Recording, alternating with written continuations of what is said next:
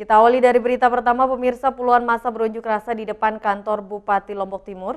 Mereka mendesak Pemda dan aparat kepolisian mengusut tuntas dugaan penggunaan surat keterangan palsu pengganti jasa yang digunakan untuk mencalonkan diri sebagai Kades Pijot, Kecamatan Keruak. Massa yang tergabung dalam Gerakan Masyarakat Peduli Anggaran atau Gempar NTB berunjuk rasa di depan kantor Bupati Lombok Timur. Mereka mendesak Pemda dan aparat kepolisian mengusut tuntas dugaan pemalsuan surat keterangan pengganti ijazah yang digunakan untuk mencalonkan diri sebagai Kepala Desa Pijot, Kecamatan Keruak. Kades yang dituduh memalsukan dokumen tersebut terpilih dan dilantik sebagai Kepala Desa. Atas dasar fakta yang akan berbicara, yang dimana pada siang hari ini adalah masyarakat kami yang merasa dizolimi oleh oknum pejabat yang memimpin di Desa Pijot, Kecamatan Keruak, Kabupaten Lombok Timur. Setelah berorasi di depan kantor Bupati Lombok Timur, massa mendatangi Polres Lombok Timur.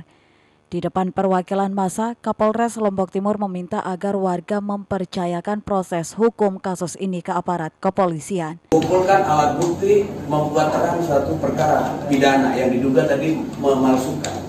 Sudah saya jamin pasti. Kami Polres Lombok Timur ini tidak main-main. Ya, rekan-rekan tidak usah khawatir. Ketika alat bukti cukup, siapapun itu saya tabrak, tidak ada masalah. Setelah mendapat penjelasan dari polisi, massa kemudian membubarkan diri dengan tertib. Dari Lombok Timur, Ramli Nurawang, iNews melaporkan.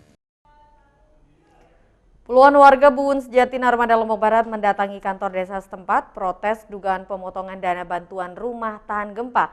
Aksi sempat diwarnai kericuhan dengan petugas. Keributan antara warga dengan petugas Linmas mewarnai aksi protes warga Desa Buun Sejati Kecamatan Narmada Lombok Barat karena dilarang memasuki aula kantor desa setempat. Kedatangan warga ini untuk melakukan protes karena menduga dana bantuan rumah tahan gempa dikorupsikan. Diketahui seharusnya warga menerima bantuan itu sebesar 10 hingga 25 juta rupiah. Besar kemungkinan disunat karena uang bantuan yang diterima dipotong sebanyak 4-6 juta rupiah. Warga menuntut kepala desa bertanggung jawab adanya dugaan pemotongan ini. Untuk mempertanyakan, bahkan pada saat itu kami sempat dikonfrontasi dengan supplier maupun fasilitator. Di situ kita sudah dijelaskan sejelas-jelasnya bagaimana prosesnya dari awal sampai dengan pencairan dana ini. Dan saya rasa Sida juga tahu di situ karena sudah hadir. Nah, ketika kesalahan itu terjadi lagi, sekarang kenapa Anda diam? Sementara itu, kepala desa di hadapan warga menegaskan tidak mengetahui adanya pemotongan dana bantuan tersebut karena pihak desa tugasnya membentuk Vokmasi kemudian dikerjakan oleh kelompok masyarakat. Karena ranah desa itu hanya sampai membuatkan SK Vokmas, kemudian kan yang berperan di lapangan Vokmas, supplier sama prestator. Itu yang tiga itu. Nah, itu saya bilang. Cuman karena ini bersikeras mau datang aja kan, itu jawabannya tidak maksimal. Apapun yang kita jawab tetap salah kalau begini kan. Warga yang tersulut emosi terus melontarkan kekesalan terhadap kepala desa. Mereka mengancam akan kembali melakukan aksi serupa jika tidak mendapatkan jawaban pasti. Dari Lombok Barat, Muzakir, iNews melaporkan. Kita beralih ke informasi selanjutnya. Kapal penyeberangan dari Pelabuhan Pututanu, Sumbawa Barat menuju Pelabuhan Kayangan kandas di perairan Gili Kondo, Lombok Timur akibat terseret arus. Beruntung semua penumpang serta awak kapal selamat. Inilah detik-detik tim SAR bersama TNI Polri mengevakuasi 47 penumpang kapal penyeberangan KMP Lestari 2 di perairan Gili Kondo, Lombok Timur. Kapal penyeberangan ini berlayar dari Pelabuhan Pututanu, Kabupaten Sumbawa Barat menuju Pelabuhan Kayangan, Kabupaten Lombok Timur. Namun saat tiba di perairan Gili Kondo, kapal yang memuat 47 penumpang dan awak kapal ini terhempas arus dan mengakibatkan kapal kandas. Karena cuaca buruk, proses evakuasi baru bisa dilaksanakan Selasa pagi. Semua penumpang berhasil selamat. Mereka dievakuasi ke kapal lain yang berada di sekitar lokasi kejadian. Kapal kandas yaitu KM Permata Lestari kandas di Gili Kondo. Kejadian kandas sendiri sebenarnya udah jam setengah 12 malam ya, tadi malam ya, jadi masih tanggal 4 Oktober tadi malam. Kemudian kandas dan baru kita bisa evakuasi tadi pagi karena memang kita juga melihat kondisi cuaca. Penumpang sendiri ada 47 orang.